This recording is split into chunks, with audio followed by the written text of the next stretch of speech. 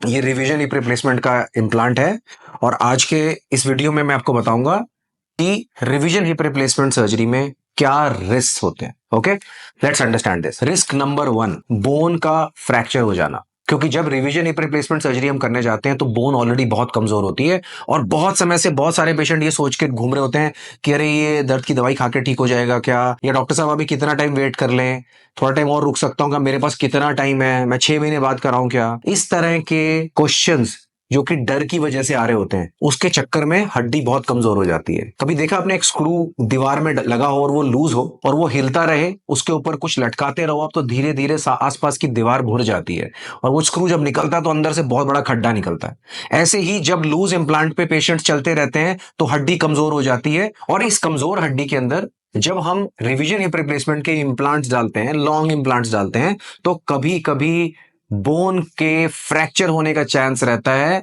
In spite of our best efforts. देखो मेरे हाथ में क्या है कि मैं सारी प्रिकॉशंस लूं, सारी सावधानियां लूं, लेकिन मेरे हाथ में क्या नहीं है कि आपकी बोन क्वालिटी कैसी है। अगर हड्डी कमजोर है तो क्रैक हो सकती है और उसको स्पेशल तरह की प्लेट से फिक्स करना पड़ता है। That is risk number 1 with revision hip replacement surgery. Risk number 2 is high chance of dislocation, यानी कि जो कूला डाला गया, क्योंकि मसल्स हम क्या करते हैं प्राइमरी सर्जरी में, एमआईएस करते हैं, हम मसल्स को प्रिजर्व करते हैं, हम जो कैप्सूल कट हुआ उसको रिपेयर करते हैं, तो उससे आपके हिप को स्टेबिलिटी मिलती है। रिवीजन सर्जरी के अंदर जब हम सर्जरी करने जाते हैं तो ऑलरेडी जिस भी वजह से आपकी रिवीजन हो रही है, मसल्स कमजोर हो चुकी होती हैं, मसल्स कुछ केसेस में जिनमें बार बार डिसलोकेशन हो रहा होता है उनमें मसल्स डैमेज भी हो चुकी होती हैं, पेशेंट्स की वॉकिंग एबिलिटी कम होती है तो ज्यादा चल नहीं रहे होते तो मसल्स वीक होती हैं।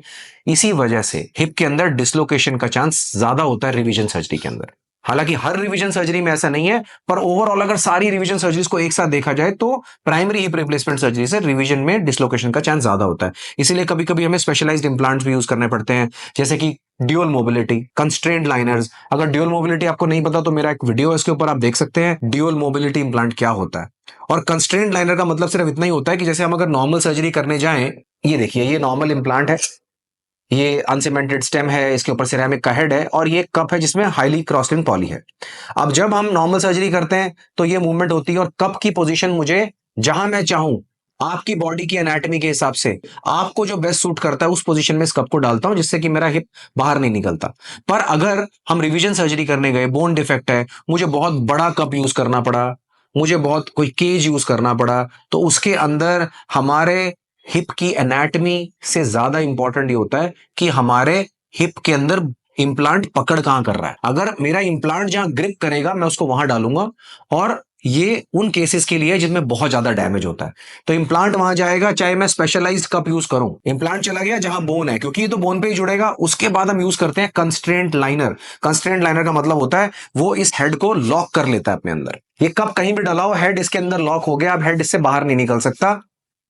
नॉर्मल केसेस के अंदर अगर कुछ एक्सीडेंट हो जाए, आप गिर जाओ, तो इसको भी, इससे भी बाहर निकल सकता है। तो इसलिए डिसलोकेशन का चांस रिवीजन सर्जरी में ज्यादा होता है प्राइमरी सर्जरी से, बिकॉज हमारी बॉडी की एनाटॉमी में बहुत सारा डैमेज हो चुका है। ठीक है, सो ये काफी चैलेंजिंग होता है, इसके लिए स्पेशलाइज्ड इम्प्लांट लगाने ही पड़ते हैं। Number 3, restriction of movements. Primary surgery के बाद पेशेंट मुझे पूछता है मुझे क्या लाइफस्टाइल रेस्ट्रिक्शन होंगी। हम बोलेंगे भाई आपका एमआईएस सर्जरी किया है, आपको कोई रेस्ट्रिक्शन नहीं होगी। Most of the patients, always remember conditions apply. Her patient same नहीं होता भाई, ठीक है, बट मेजॉरिटी पेशेंट्स को जरूरत नहीं होती कोई रेस्ट्रिक्शन की। लेकिन रिवीजन सर्जरी के बाद रेस्ट्रिक्शंस होती हैं। रिवीजन सर्जरी से पहले आपकी लाइफ वैसे ही बड़ी डिफिकल्ट होती है। तो फर्स्ट ऑब्जेक्टिव होता है रिवीजन सर्जरी का कि मेरा दर्द जाए। दूसरा ऑब्जेक्टिव होता है कि मैं चलने लगूं, चाहे सपोर्ट से ही चलूं, अभी तो मैं चल भी नहीं पा रहा, तो आपका दर्द चला जाए, आपकी लेग बराबर हो जाए, आप नॉर्मल एक्टिविटीज कर पाओ। ये हम ऑब्जेक्टिव लेके चलते हैं। तो कुछ रेस्ट्रिक्शन ऑफ मूवमेंट हम देते हैं कि आप इंडियन टॉयलेट पोजीशन में मत बैठो, या आप क्रॉस लेग करके मत बैठो, in few revision surgeries, not all.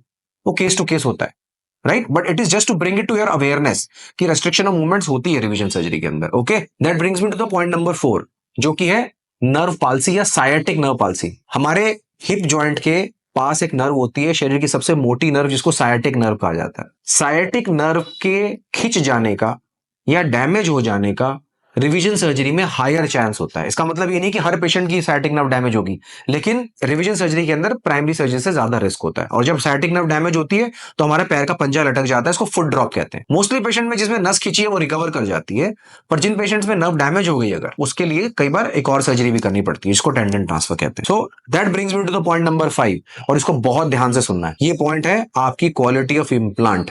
क्योंकि जब हम लॉन्ग टर्म रिस्क देखते हैं तो आपका जो इम्प्लांट डाला गया वो डाला गया कमजोर हड्डी के अंदर। ये कमजोर हड्डी में इम्प्लांट जा रहा है। अगर ये इम्प्लांट भी कमजोर है, अगर ये लोकल इम्प्लांट है, अगर ये यूएस एफडीए अप्रूव नहीं है, अगर इस इम्प्लांट के लॉन्ग टर्म रिजल्ट्स हमारे पास नहीं है, तो हड्डी भी कमजोर, इम्प्लांट भी कमजोर, जब लोड करोगे या तो हड्डी टूटेगी या इम्प्लांट टूटेगा।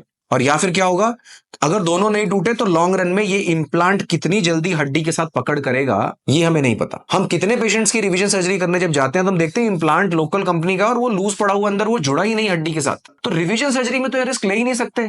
आप लंबी सर्जरी कर रहे हो, कॉम्प्लेक्स सर्जरी कर रहे हो, उसके अंदर रिकंस्ट्रक्शन कर रहे हो, तो भाई इम्प्लांट टॉप क्वालिटी का होना जरूरी है। और अगर नहीं होगा तो ये इम्प्लांट बोन के साथ नहीं जुड़ेगा, इट विल नॉट इंटीग्रेट। और नहीं इंटीग्रेट हुआ then it is a failure of revision. और अगर रिवीजन हिप रिप्लेसमेंट का रिवीजन करना पड़ेगा तो भाई इन सब चीजों को मल्टीप्लाई बाय 5 कर लो, जो मैंने 5 बातें बताई। So always remember, first surgery is the best surgery, choose the best surgeon, choose the best implant, choose the best OT, best hospital. If you are going for a revision, then definitely do not compromise on the quality of implant.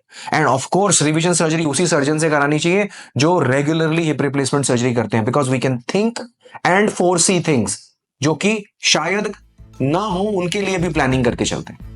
Okay, I hope आप लोगों को इससे risk के बारे में understanding आई होगी।